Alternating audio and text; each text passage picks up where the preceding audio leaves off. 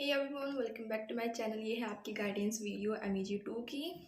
तो जिन भी बच्चों के पास मॉडल 1 है, जिन्होंने मॉडल 1 सेलेक्ट कर रखा है, उनके पास MEG 1, 2 एंड 3 है। तो ये वीडियो उन्हीं के लिए है। MEG 1 के गाइडेंस वीडियो मैंने अपलोड कर दी थी, तो आप उनको देख सकते हो। प्लेलिस्ट में आपको मिल जाएगा। आप सीधे प्लेलिस्ट में जाना, गाइडेंस वीडियो की प्लेलिस्ट आपको सबसे ऊपर मिलेगी, आप वहाँ पर चेक कर सकते हो। ओके, तो गाइडेंस वीडियो है ये MEG 2 की, जो कि है आपका ब्रिटिश ड्रामा। ब्रिटिश ड्रामा में सबसे पहले बात कर लेते हैं पेपर के पैटर्न की, कि पेपर का पैटर्न किस तरीके से आता है। क्योंकि हमारे लिए ये चीज़ कॉमन है कि ठीक है, हम हर साल देखते हैं, लेकिन एज अ स्टूडेंट, क्योंकि आप तो यहाँ पे फर्स्ट टाइम ही आए हो, आप वीडियो पहली बार देख रहे हो, आप ये वाला पेपर पहली बार दोगे, तो आपके लिए भी ये चीज़ें कॉमन हो जाएंगी इस वीडियो के बाद में। ओके, तो अगर हम पेपर की बात करें, आपका 100 नंबर का पेपर है। ऑलराइट, तो पेपर में आपको मेनली आते हैं 5 या 6 क्वेश्चंस। एक क्वेश्चन जो होता है आपका MEG 2 में, वो होता है आपका RTC का। ठीक है, जो आपका फर्स्ट क्वेश्चन होगा वो होगा RTC का। RTC मतलब क्या होता है? रेफरेंस टू कॉन्टेक्स्ट, या फिर आप बोल सकते हो एनोटेशन। अब एनोटेशन का मतलब क्या होता है कि आपके पास ये जो 9 ड्रामाज हैं, जो कि आपके ब्रिटिश में 9 ड्रामाज आपको दे रखे हैं, आपके पेपर में हैं, तो उन 9 में से किसी भी ड्रामा में से, किसी भी ट्रेजेडी, कॉमेडी, किसी भी चीज़ में से 4 या 5 लाइंस आपको दे दी जाएंगी। And you have to figure out कि ये लाइंस जो हैं वो किस ड्रामा में से ली गई हैं, कौन सा प्ले है, कहाँ से ली गई हैं। और उसके बाद आपको बताना है कि ये किसने लिखी हैं, कब लिखी गई थी, और उसका पब्लिशिंग डेट क्या था, किस कॉन्टेक्स्ट में लिखी गई है। कॉन्टेक्स्ट मतलब कौन सा एरिया था उसका, एलिजाबेथन था या फिर रेनेसां की बात हो रही है, शेक्सपियरन टाइम की बात हो रही है, मॉडर्न टाइम की बात हो रही है। तो वो चीज़ें आपको थोड़ी सी मेंशन करनी पड़ती है। देन आपको सीधे उस पर कमेंट करना पड़ता है, क्रिटिकली कमेंट करना पड़ता है उन लाइन्स के ऊपर।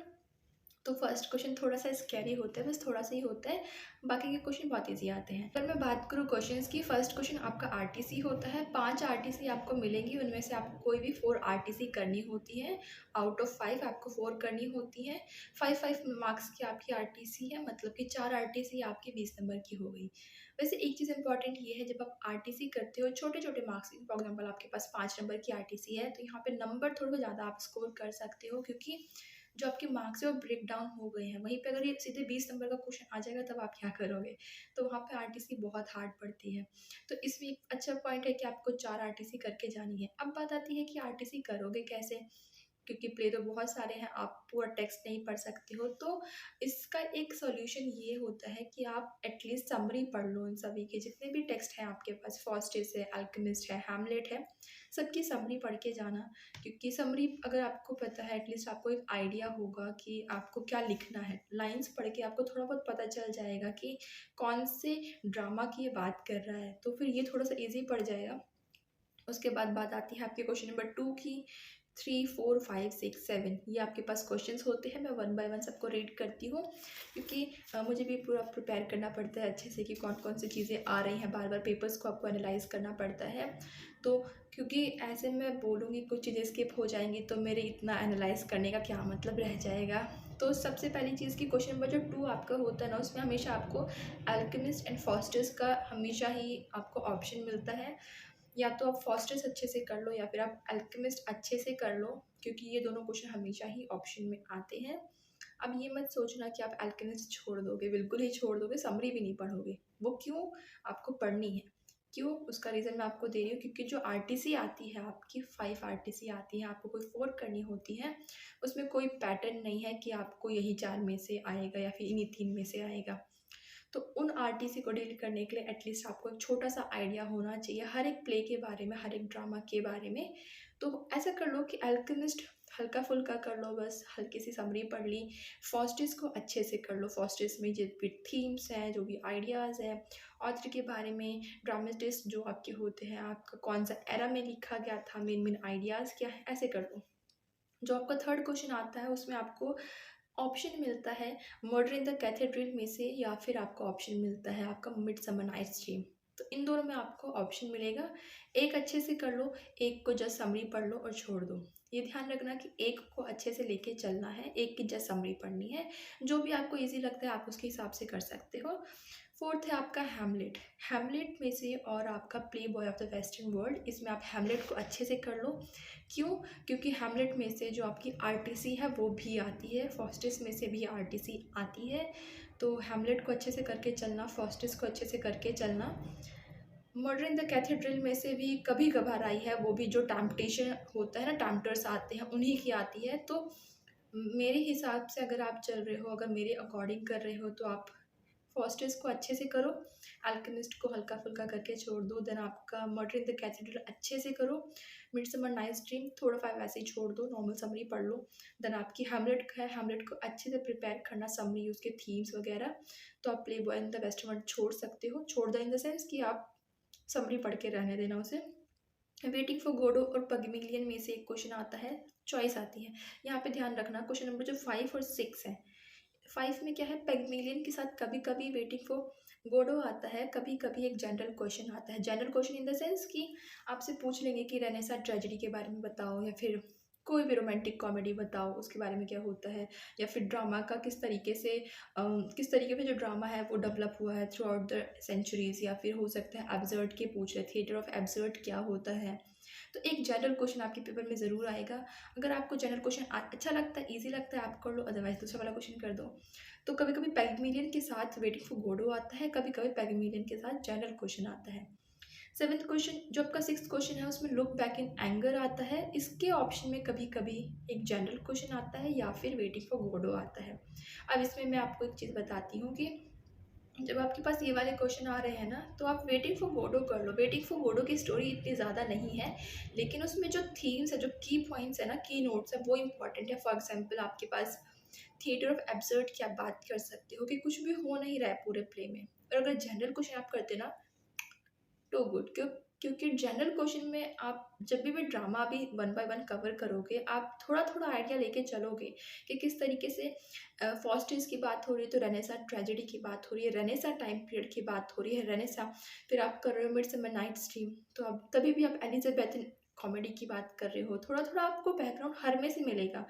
अगर देख लो उस बैकग्राउंड से रिलेटेड आपका कोई क्वेश्चन निकल पाता है, जनरल क्वेश्चन हो रहा है ना, तो आप जनरल क्वेश्चन को करना, अदरवाइज आप वेटिंग फॉर गोडो कर लो। लुक बैक इन एंगर की समरी बहुत अच्छी है, बहुत ही इजी है, तो आप उसे कर सकते हो। दिखा रखा है कि किस तरीके से बोर्डम हो जाता है, या फिर जो डिफरेंस है, क्योंकि जब आप इसकी समरी पढ़ोगे ना, आपको पता चलेगा कि मैं क्या बोल रही हूँ। कि वो एक अपार्टमेंट में है, मेल अपना न्यूज़पेपर पढ़ रहे हैं, वीमेन जो है वो आयन कर रही हैं। तो एक जो डिफरेंस दिखा रखा है, एक मिडिल क्लास का दिखा रखा है, जो न्यू बुर्जुआसी क्लास थी, उन सब चीज़ों के बारे में आपको पता चलेगा। क्वेश्चन नंबर 7 जो है वो इम्पॉर्टेंट है। क्वेश्चन नंबर 7 में आपको आते हैं शॉर्ट नोट। शॉर्ट नोट में आपको आते हैं 4, उनमें से आपको कोई भी 2 शॉर्ट नोट करने होते हैं। शॉर्ट नोट क्या हो सकता है, आपको दे दें कि एलिजाबेथन ट्रेजेडी बताओ, उसके बारे में बताओ, या फिर आपको बोल देंगे कि आप कोई भी कैरेक्टर के ऊपर आके आपको कैरेक्टर के ऊपर शॉर्ट नोट लिखना है, या फिर थिएटर ऑफ एब्सर्ड आ गया, उसके बारे में कुछ बताओ। तो शॉर्ट नोट वाला क्वेश्चन थोड़ा ईजी होता है। क्यों? क्योंकि इसमें आपके पास 4 शॉर्ट नोट है, कोई 2 करने हैं, आपके पास अच्छा ऑप्शन है, तो आप यूज़ कर सकते हो उस ऑप्शन को। तो ध्यान रखना, क्वेश्चन नंबर 1 कंपलसरी है, जो भी आरटीसी आती है, बाकी में से आपको कोई 4 क्वेश्चन करने हैं। फर्स्ट अच्छे से कर लो, एक क्वेश्चन आपका हो गया। आप हैमलेट अच्छे से कर लो, दूसरा क्वेश्चन हो गया। शॉर्ट नोट में ऑप्शंस होते हैं बहुत सारे, तो आपका वो क्वेश्चन आराम से हो जाएगा, and I am pretty sure कि वो हो जाएगा। देन आपकी मर्डर इन द कैथेड्रल है, ये कर लो। हो गए ना आपके 4 क्वेश्चन अच्छे से? हो गए, इनको अच्छे से करके जाना, इन्हीं में से आपका कोई ना कोई काम बन जाएगा, तो डरने की ज़रूरत नहीं है। एंड आई रियली नो कि आप बिज़ी हो, वर्क कर रहे हो, जॉब कर रहे हो, और टाइम नहीं मिल पाता है कि आप 1 बाय 1 सबको पढ़ो। अगर आपके पास टाइम नहीं है, कोई दिक्कत नहीं है, समरी पे जाओ, समरी पढ़ो, गूगल पर जाना, थोड़े से कैरेक्टर्स के नेम देख लो अच्छे से, स्पेलिंग्स मिस्टेक ना रहें, थीम्स को देखते चलो, नोट डाउन कर लो। 4-5 बार पढ़ोगे ना, आपके टिप्स पे हो जाएंगे। कुछ ही तो थीम्स है, ज़्यादा थीम्स नहीं है, 4 ही 5 पेपर है, हो जाएगा। कोई टाइम, अभी आपके पास बहुत सारा टाइम है, ज़्यादा स्ट्रेस लेने की ज़रूरत नहीं है। एंड जितना ओपन माइंडेड रहोगे, उतना अच्छे से आपका पेपर क्लियर हो जाएगा। अच्छे से पेपर दे के आना, शीट्स को अच्छे से डिवाइड करना। मैं बार बार बोलती हूँ, इग्नू वाले आपको शीट प्रोवाइड नहीं करेंगे, लूज शीट नहीं देंगे, तो जो भी आपकी बुकलेट आती है बस उतनी ही शेयर आपको मिलेगी। तो आप क्वेश्चन देखो, कितने क्वेश्चन करने हैं, शीट काउंट करो, उनको डिवाइड करो, और छोटा सा पेंसिल से कहीं से निशान लगा दो कि आपको वहाँ तक ला के अपना आंसर ख़त्म करना है।